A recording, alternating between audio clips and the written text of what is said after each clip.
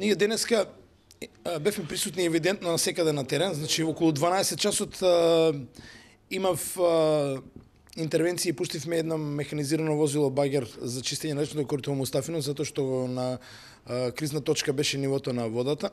Во Ѓуѓанци го посетивме, исто така беше одвоено селото. Моментално заседава кризниот штаб, се донесуваат заклучоци, меѓутоа ситуацијата не е алармантна. Значи сакам да ги охрабрам граѓаните, е смирувачка. Ние ја пратиме ситуацијата во делот на сите оние мерки кои што ги преземаме. Значи конкретно кризните точки кај дрвенарија пред тесното грло кај мостот имаме 2 машини кои што спремно чекаат ако евентуално има потреба го исчистија тој дел што требаше да се да се прошири. Исто така имаме машина пуштено на потегот од Периш, река Периш, кај што доаѓа и она што го донесува сметот и дрвата да се чистат, за да не дојде застој кај мостот, да не се повратно врати водата и да направи проблем. И во место викано Шутка, значи ќе ја пратиме машината да го исчисти дрвеното мостче, да не дојде евентуално враќање на водата назад.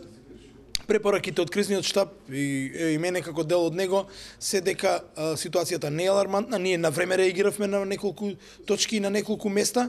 Со самата таа реакција која што направивме избегнавме поплави. Имаме критична ситуација, меѓутоа тоа е во делот на потегот кај мостот на Свети Николска река пред свињарската фарма, значи меѓутоа и таму се прати ситуацијата.